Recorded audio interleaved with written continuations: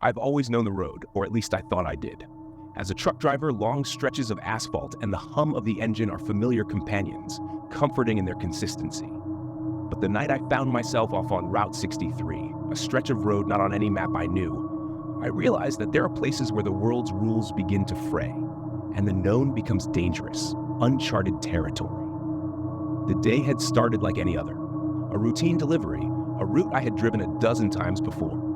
But by mid-afternoon, my GPS started acting up, spitting out strange directions, rerouting me along unfamiliar paths.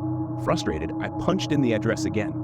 The GPS chirped, calculating before flashing a new route, a shorter one. It was getting late, and the thought of a shortcut was tempting. I shrugged. Why not? Worst case, I'd be late. It wasn't long after I took the turn onto Route 63 that I noticed something was off.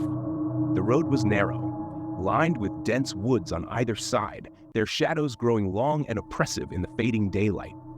There were no signs, no mile markers, no cars, just me, the truck, and the steadily thickening twilight. I tried to turn on the radio to break the silence, but there was nothing, just static.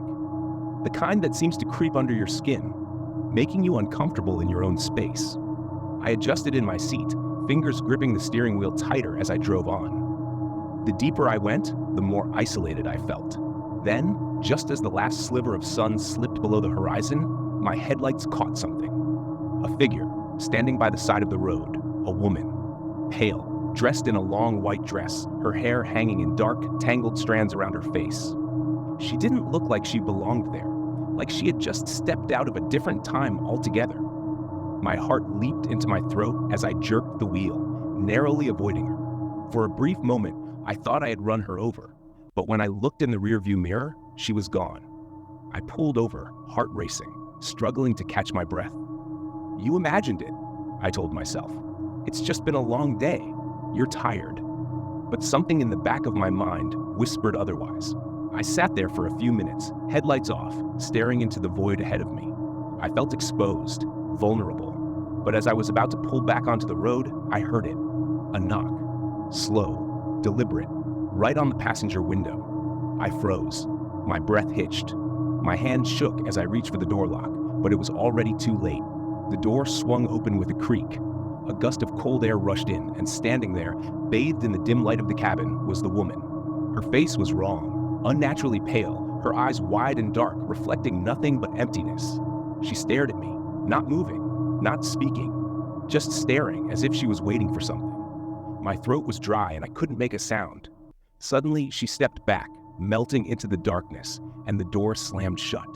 For a moment, everything was still. Then the truck roared to life on its own. The engine howled as the headlights blazed into the night. The steering wheel yanked from my hands. The truck sped forward, tires squealing, and I was no longer in control. I could feel it, someone else was driving. My hands were glued to the wheel, my foot pressing down on the gas against my will. I don't know how long I drove like that. Minutes? Hours? Time seemed to bend and twist, and the road stretched endlessly in front of me.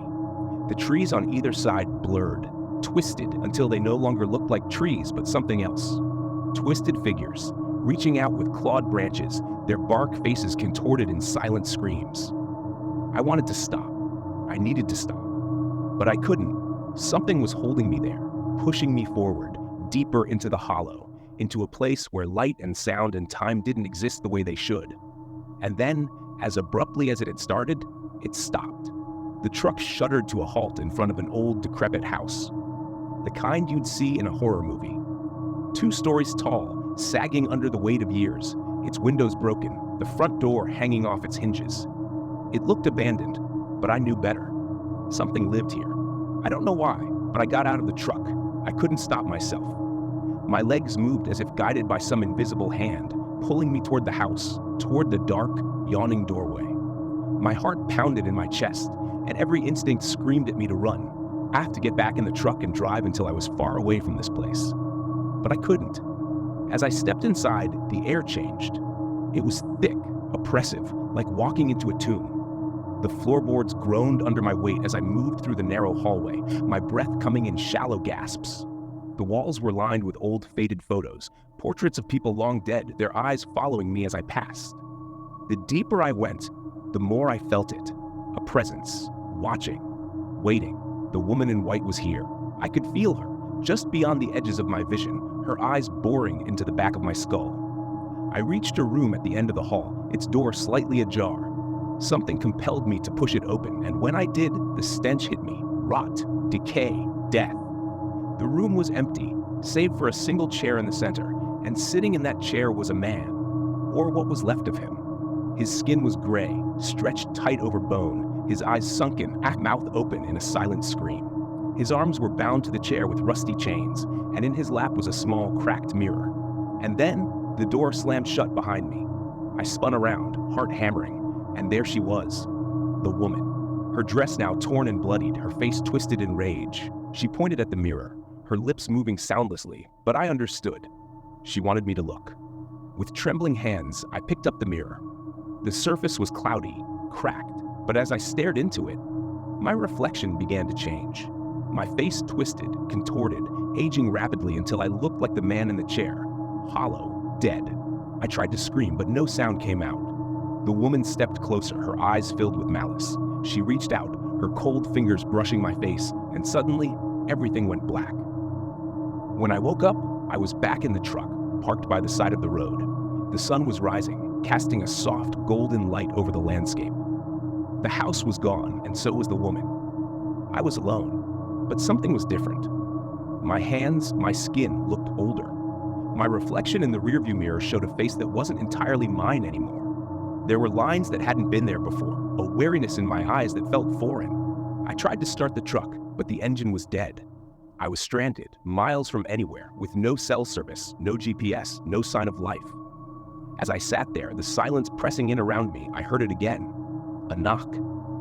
Slow, deliberate, right on the passenger window. This time I didn't look. Hours passed, but the memory of that knock haunted me.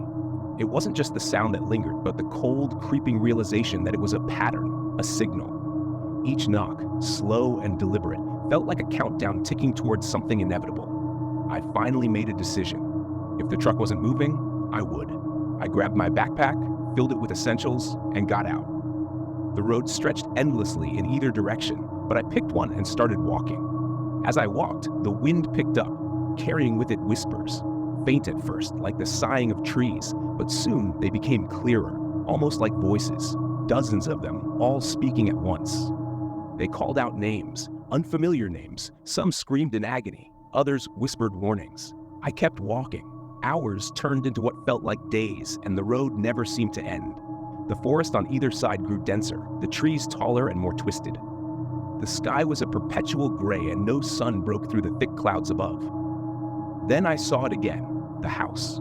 It stood there, just off the road, exactly where I'd seen it before. Same sagging roof, same broken windows, but this time, the front door was wide open, as if inviting me in. I stopped in my tracks, heart racing. How had it moved? Or had I? I backed away slowly, eyes fixed on the house, but as I turned to leave, I heard it again. The knock. It was right behind me. I spun around, but there was no one there, just the empty road. My heart thundered in my chest. I had to leave. I had to get out of here. But no matter how far I ran, the house was always there, looming in the distance, waiting for me to come back. I don't know how long I've been out here. Days, weeks, months. It all blurs together now. The road never ends. The whispers never stop.